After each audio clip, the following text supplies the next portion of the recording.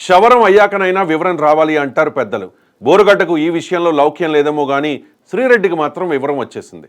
YCP అధికారంలో ఉండగా జగన్ అండ చూసుకుని నోటి దూలతో రెచ్చిపోయిన శ్రీరెడ్డి పవన్ కళ్యాణ్కు, లోకేష్కు కొద్ది రోజుల క్రితం సారీ కూడా చెప్పేసింది. గత 5 ఏళ్లు సోషల్ మీడియా వేదికగా ఇష్టం వచ్చినట్లు పోస్టింగ్లు పెట్టి ఇప్పుడు సానుభూతి కోసం డ్రామాలు మొదలు పెట్టేసింది శ్రీరెడ్డి. మీడియాకు సారీ చెబుతూ ఒక లెటర్ రిలీజ్ చేసింది. సినీ పరిశ్రమలో శ్రీరెడ్డి సృష్టించిన అరాచకాన్ని ఎవ్వరూ మర్చిపోలేరు. ఒక ప్రముఖ నిర్మాత కుమారుణ్ణి లోబరుచుకుని బ్లాక్మెయిల్ చేసి శ్రీరెడ్డి నానా హంగామా చేసింది. సెటిల్మెంట్ కాక ఫిల్మ్ ఛాంబర్ ముందు అర్ధనగ్నంగా హల్చల్ చేసి వార్తల్లో నిలిచింది. శ్రీరెడ్డి చేసిన ఈ గలీజు పనికి టాలీవుడ్ మొత్తం తల దించుకోవాల్సి వచ్చింది. చేసిందేమో గలీజు పని, పైగా పవన్ కళ్యాణ్ ఈమెకు జరిగిన అన్యాయాన్ని ప్రశ్నించలేదని తెగ బాధపడిపోతూ మెగా ఫ్యామిలీలోని లేడీస్ని తాను ఒక మహిళను అనే స్పృహ లేకుండా, నోటికి అడ్డు అదుపు లేకుండా అసభ్య పదజాలంతో విరుచుకుపడింది. మీడియా ముందు పవన్కు మిడిల్ ఫింగర్ చూపిస్తూ అమ్మనాబూతులు తిట్టేసింది శ్రీరెడ్డి.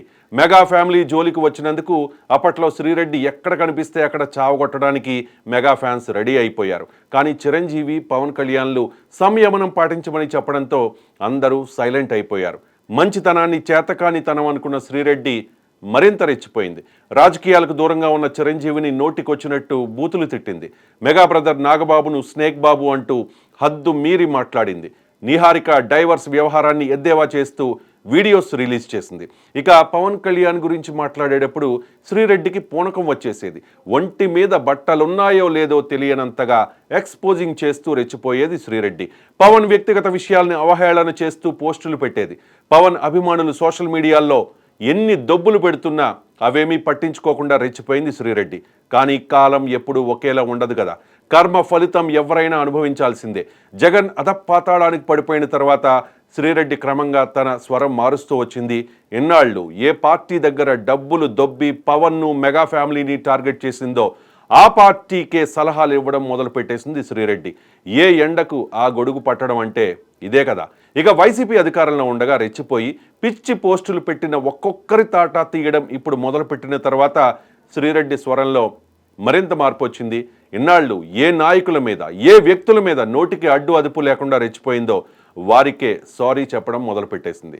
ఆడదాన్ని అనే స్పృహ లేకుండా ఆడవాళ్లపైనే పచ్చిబూతులతో విరుచుకుపడ్డ శ్రీరెడ్డి ఇప్పుడు వారికి కూడా సారీ చెబుతోంది.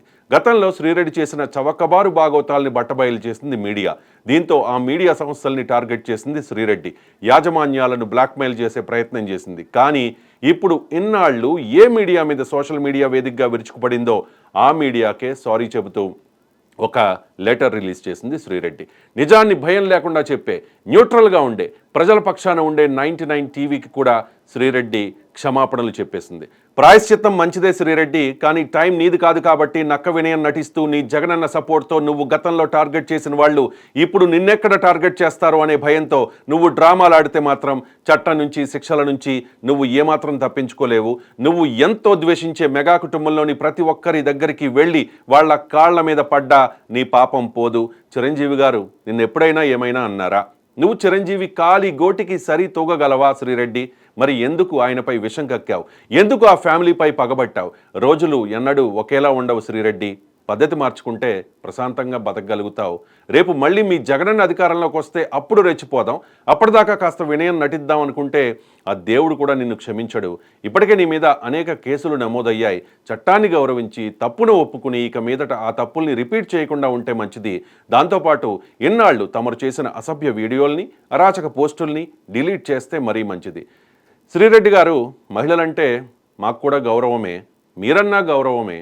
కానీ సంఘంలో సామాజిక స్పృహతో గౌరవప్రదంగా బతుకుతోన్న వ్యక్తుల్ని టార్గెట్ చేసి వారిని రోడ్డుకు ఈడుద్దామనుకున్న మీ అనైతిక చవకబారు అరాచక తత్వాన్ని గమనించిన వారికి, మీ అసభ్య పోస్టులతో ఇబ్బంది పడ్డ కోట్లాది మంది మెగా అభిమానులకు మిమ్మల్ని గారు, అండి అని నేను పిలిస్తే ఖచ్చితంగా నచ్చదు. కాబట్టి నువ్వు, నిన్ను అనాల్సి వచ్చింది.